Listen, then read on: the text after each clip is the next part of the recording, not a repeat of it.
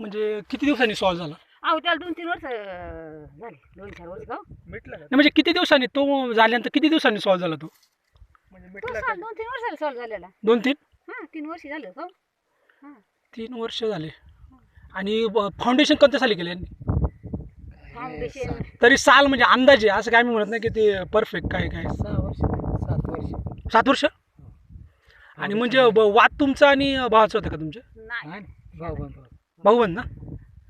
Okay म्हणजे 3 वर्षांनी समजा 7 वर्षापूर्वी तुम्ही त्यांनी बांधलं आणि 2-3 वर्षांनंतर त्याच्यानंतर सॉल्व्ह झाला तो. अहो फाउंडेशन झाल्यावर आम्ही लगेच ते सॉल्व्ह करून घेतलं आणि ते कामच नाही त्यांनी केलं. फाउंडेशन झालं होतं. डन. खालून एक ओएफसी केबल का काय आणली होती ती आणली होती नाही त्यांनी ना ज्या टायमाला त्यांनी फाउंडेशन केलं ना त्याच्यावर आम्ही लगेच सॉल्व्ह करून घेतलेले ते. तरी किती काळ गेला?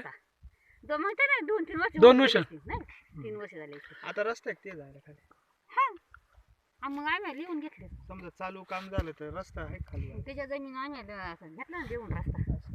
घेतला का? 12 फूट. हां, मग आता ही तुम्ही दोघांच्या जागे मिळून जागा आहे की तुमची एकट्याची? नाही. एकट्याची.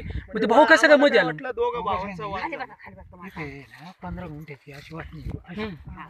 तिथून तो जाऊन देत नव्हता. म्हणजे भाऊ म्हणजे भाऊ हा समजलं समजलं. भाऊ मग असा ती रस्ता ती घेत वाटणी नव्हता. जी आहे ना हं. ती वाटणी आमच्या नावी होती. हम्म. मग त्याने काय केलं केस लावले. नाही त्यांना केस लावली. मोडणी भरली हम्म. मोडणी भरलं ते आमच्याच नावावर निघाल हां. ती वाटणी त्याची. त्याची वाटणी. हा. आणि दुसरी वाटणी माझ्याच नाव आहे हा. शेजारी हम्म. हां. 15 गुंठ्याची अशा वर्षी मग तो जाऊन देत ना मग त्याची वाटणीच्या नाव करून दिली. त्याची नाव वाटणी करून दिली आम्ही 12 फूट रस्ता लिहून घेतला.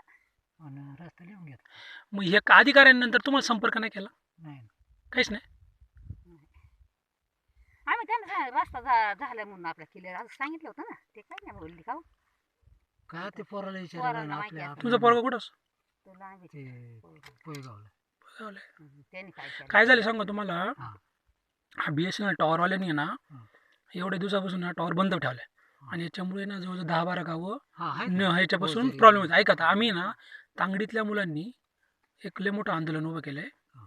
पहिल्या निवडणुकांना बहिष्कार टाकलाय. हा. ओके. दुसरं आम्ही सगळ्या मंत्र्यांना भेटून आलेले. हा. दिल्लीपर्यंत आम्ही हा मॅटर नेलेला हा. आहे. ओके. पत्रव्यवहार चालू आहे.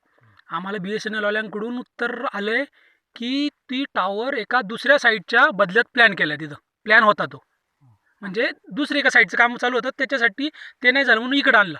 आणि आम्ही त्यांना बोललो की मग ऐका ना त्यांचे म्हणणं ऐका ना. त्यांना मी घेतलेले बरोबर.